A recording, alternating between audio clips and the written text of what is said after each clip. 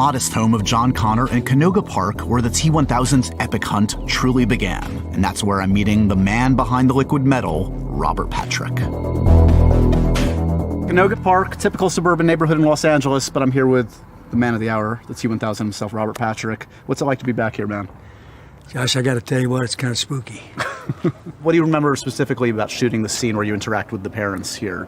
Was this early in the shoot? I remember the drive up was pretty crucial. It's a static shot, low angle.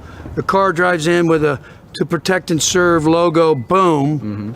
And then the door swang open. I get out, look around, kind of reintroducing me to the audience, and then strolled in to go and knock on the door. What was in my mind, Josh, was making sure that I wanted to be human, but not too human. Right. I wanted to be a little off. It's hard to pinpoint what's off, but you can tell in the scene something is off with this guy. Something's odd about this guy. And what a way to be introduced to the world as, you know, the evil cyborg Terminator. You know, I mean, it's the ultimate badass. What do you remember about the audition for the T-1000? I remember I was a struggling actor in Hollywood. My wife and I living at the Hollywood Tower. And I remember I getting a call from my agent saying, they need you to create this intense presence. It's this film, Terminator 2. James Cameron, he's a visionary. Are you familiar with the film? And I said, yes. And they said, why don't you go into this room with Steve Quayle, who's the director, and he shot footage of me doing it. And they kept throwing things at me like he's sense aware. So I started slowing everything down, and I kneeled down and felt the floor and kind of looked around, and I started making everything in slow motion. And my instincts were correct. And I think at one point I finally had Steve put the camera behind me, and I snapped a look back at him, real intense. And that kind of startled him, and that supposedly is what made Jim kind of go, wow, this guy's interesting. He's got something going on. When I think of T2, I think of your performance, but I also think of some epic action scenes. Oh, yeah. Let's go see where some of them were filmed, okay? Oh, really? We're going to say goodbye to this house? Yeah, because there's a lot more to see, Robert. Yeah, there is a lot more to see. You're right. But let's just take it in for a second.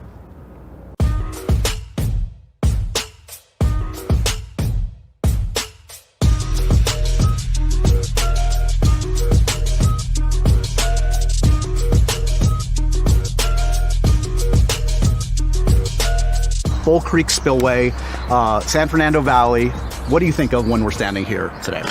This is where my semi-truck goes right through the wall, into the wash, in the pursuit of John Connor, who we saw the house earlier. Right. Arnold's got the Harley. He's coming around here. He comes right through here. Yep. Interesting to think about. You know, it's 30 years ago. The pursuit of the T-1000, and then how that related to the vehicle. Yeah.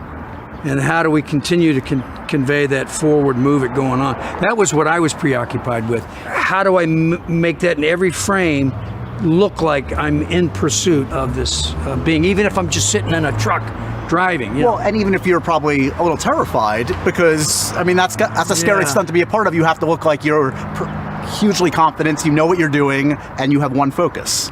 Yeah, and that's where you relied a lot on the training that I went through. Yeah. With Uzi Gall, all the training that I had. I mean, he really convinced me that I was the T-1000 and I was capable of doing anything and everything that was expected of me. So Jim would say, you know, I got to get shots of you running. I'd, yes, sir. I need you to go over there in front of the fire. Yes, sir. I went in the first time I went into the fire scene. I went in there too far. Well, let's talk about, so are you talking about the fire scene here? Here. So yeah, so there's the end of the sequence is you coming out of the fire. The truck wrecking, right? Then it ignites. Mm-hmm. So you think I'm dead. And then he's standing there with the gun, sitting on the tire. Harley Fat Boy, the tire rolls out. I remember sitting on the side of here and Jim saying to me, because I was hugely frustrated, trying to deliver the walkout, because it was hard. It was me trying to match me, trying to understand what they were trying to convey, the computer was doing with the software, step for step, look for look. This is all new at the time, so. And you're going like, you know, how the fuck do I do this? And they don't know, and I don't know. And I remember Jim and I sitting over there, and he was just going, it's all right. You know, we're making film history here. He knew. I knew it was going to be a big movie. Yeah. But did I know it was going to be as big as it is? And the answer is no. Right. I didn't realize just how special a film it is.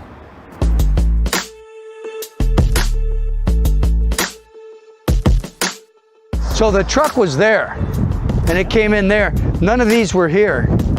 And went right through here, right up that sidewalk, right through here. And right about here is where it went right through. Boom.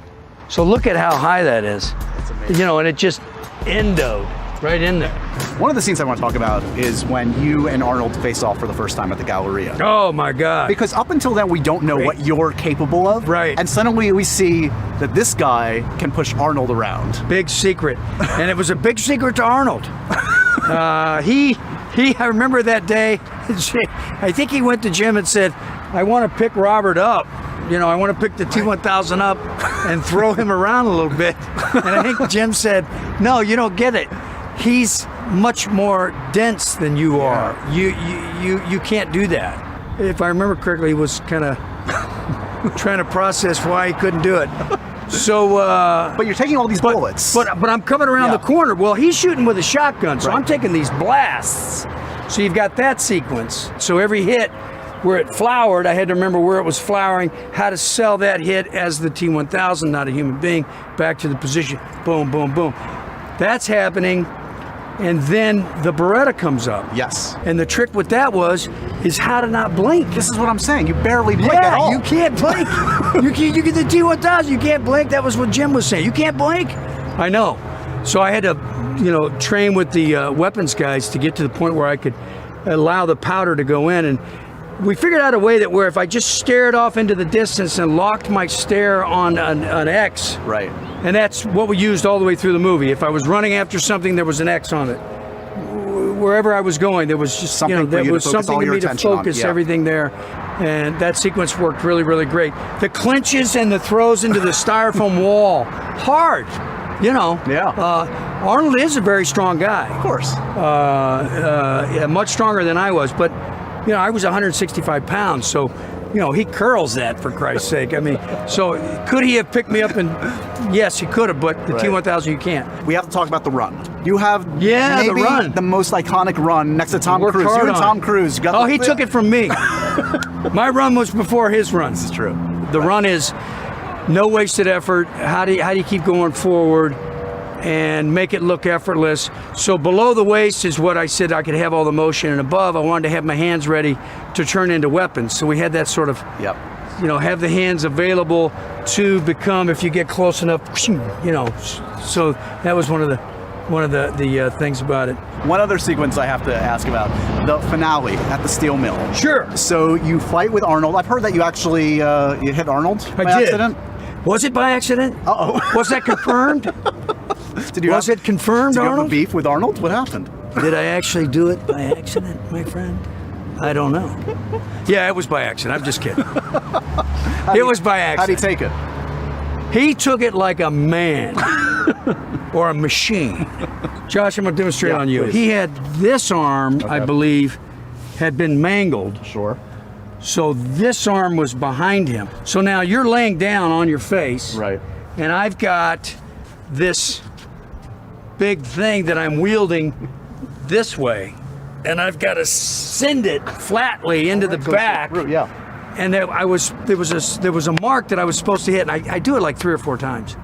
And there was one time while I did it, I went, and in my mind I went, oh fuck, I just really hit his arm, and I had to send it again, right? And he didn't say anything. He didn't say cut, didn't flinch or anything, and he just went, Robert, that was my real arm. And I went, oh, this is not good. What do you remember about the summer when T2 came out? It took over. It was a phenomenon. It was the biggest movie of the year. Unbelievable. And no one can prepare you for that. I remember being down in South Africa, going to see some penguins. And I mean, I'm at the southernmost part of the world. And I'm thinking, there's no way in hell, and the guy gives me the tickets, and he looks at me. And he says, you're that guy from the Terminator 2 movie. And I went, I am. It blows your mind. It's amazing. Yeah. Well, It all started right here at this little creek. If there's any doubt in your amazing acting ability, just look at the guy that we're talking to today. Who's a consummate gentleman with great stories and the antithesis of the T-1000. Yeah, he was stoic. I'm glad I saw the individual, the real Robert Patrick today, well, not the T-1000. Thanks, He's probably less fun to hang out with, the T-1000. Yeah, well, yeah, the T-1000 is not a lot of fun to hang out with. He doesn't do much except stare. No. And what's looking to do with that?